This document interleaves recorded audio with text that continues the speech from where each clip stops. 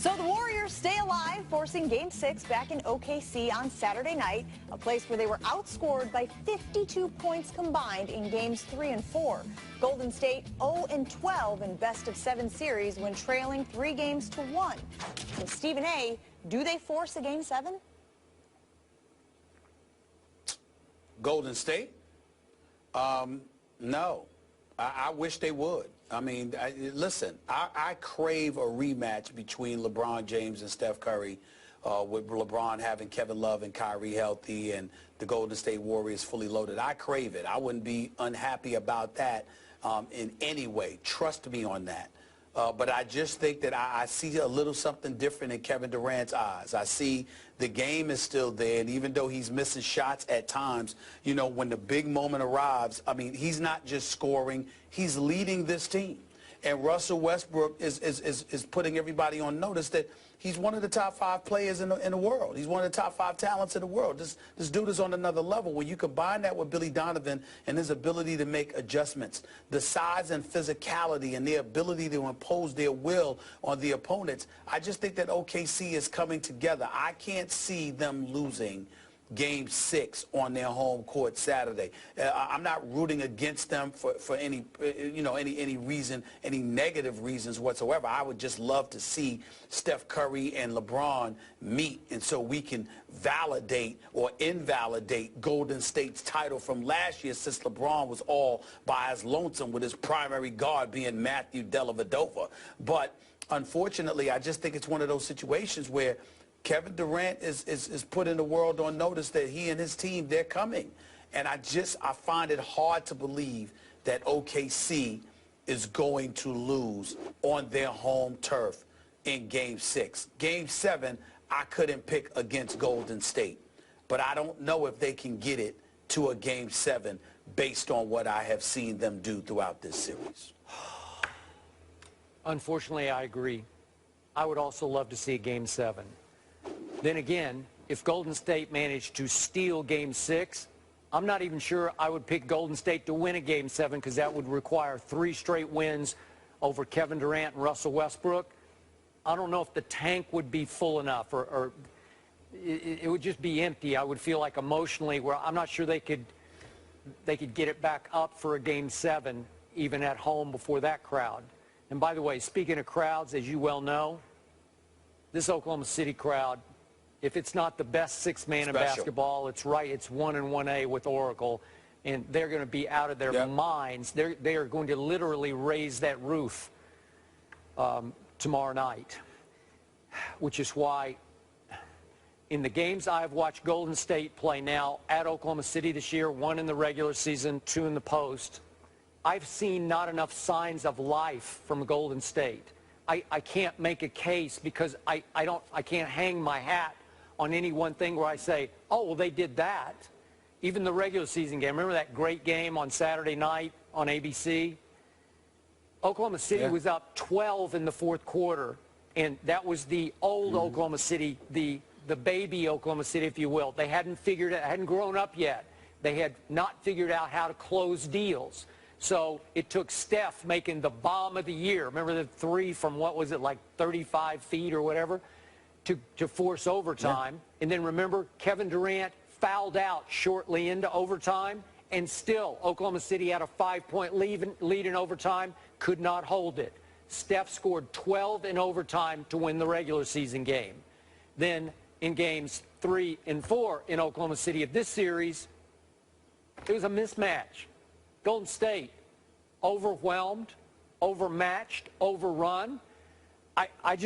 I don't think it's going to translate. What that heart of the champion that we saw last night, to quote the great Rudy Tomjanovich, I don't think it's going to be enough back in Oklahoma City.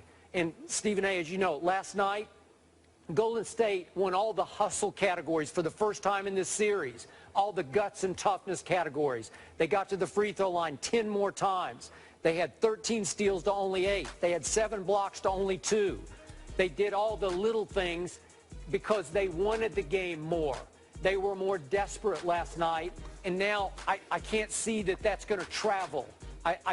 And listen, Kevin Durant last night in the 4th quarter was not very good. He was 3 for 10 and 1 for 5 from 3. He owes his team, and I will bet you he will deliver. He's going to be the man in this game, and when he's on against Golden State, he's just unstoppable to me. I know you say Russell's unstoppable too, and I get that, but Kevin Durant is just nuclear. When he gets it going, I would never. I would never try to imply that Russell Westbrook's more unstoppable than Kevin Durant. Okay. Now, I know better than that. Okay. And I applaud Kevin Durant for attempting 10 shots in the fourth quarter. Okay, that's fair. But he just wasn't quite on. There were times last night when I agree with you. In fact, I tweeted, Kevin Durant's got that look in his eye, and I thought he's just going to finish them off. And he lost it in the fourth quarter.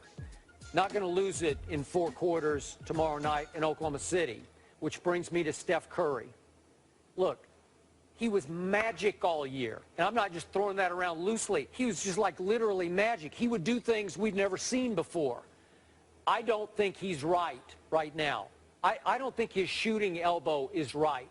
I think it's still bothering him from the fall that he took where he had the tennis ball size swelling. And Stephen A., you know his three-point stroke. It's out of rhythm. He doesn't have the easy release from deep that he used to have. He doesn't trust his three-point stroke the way he used to. He made 3 last night that I think he just willed in. But, you know, for Steph, just 3 threes. And if you told me going into last night that Oklahoma City would out three-point shoot Golden State in Oracle 13-9, I'd say there's no way that Golden State's going to win that game with only 9 threes and only 3 from Steph. But he did the little big things down the stretch that saved the night and the day and the series.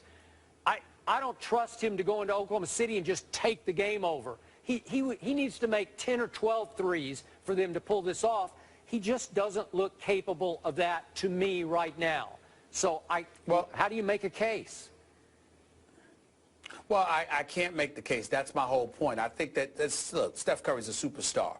And I might sit up there and have no problem with Russell Westbrook laughing because, again, I knew that wasn't the question directed to him, but I knew how he embraced it. And I don't blame him for laughing at that, but that's just defensively. And it's not to say Steph Curry can't play defense. It's just that he's not an elite defender. He's an elite offensive player. That's what he is, the greatest shooter I've ever seen. And I think he'll show up tomorrow night, and I think he's going to have a big game. Do you? But I just think that ultimately, yeah, I do. Okay. I just think that ultimately their guard play and perimeter play is going to be overwhelmed by the combination of the greatness of Russell Westbrook and Kevin Durant combined with their physicality. I don't think Steven Adams is going to find himself in foul trouble. I don't think that the Enes Kantors and the Serge Ibaka's of the world are going to play small. No, I don't think a Dion Waiters is going to go scoreless like he did last night. No. I just think that they're going to all be so hyped at an opportunity to go to the finals. They're smelling blood in front of that crowd on their home court. And I think it's going to be too much for Golden State to overcome. If Golden State can overcome that, they'll win Game 7. I just think that they won't. And Andre Robertson will not at home foul out. He fouled out last night. It's a big blow to them because he's their elite defender. That last foul was a stupid foul on his part. It was stupid. That last foul was a stupid foul on his part. It's got to be smarter than that. So do you think this will be a 10-point game, 15-point game? I think they'll ultimately pull away and win by about 10. It'll be tight, but it'll just be too much in the end, and I think they'll pull away. Feels more like 15 to me. Oklahoma City by 15, back in the finals, back versus LeBron. Wow. So both of you guys agree Oklahoma City will close this thing out on Saturday night. Interestingly, they opened as a 2-point favorite. Unfortunately, I just think it's going to happen. In Vegas. It is only, if they close as the favorite, it would only be the second time in the last 2 seasons that the Warriors were not considered a favorite in a playoff And by the way, the Warriors have been favored every game of this series, which is mind-blowing until now. Correct. All right, let's move on. In the NFL, we know it is the land of second chances. The Ravens are giving Ray Rice one as they bring him on as a player advisor. Is this a good look for the team? We'll discuss that after the break.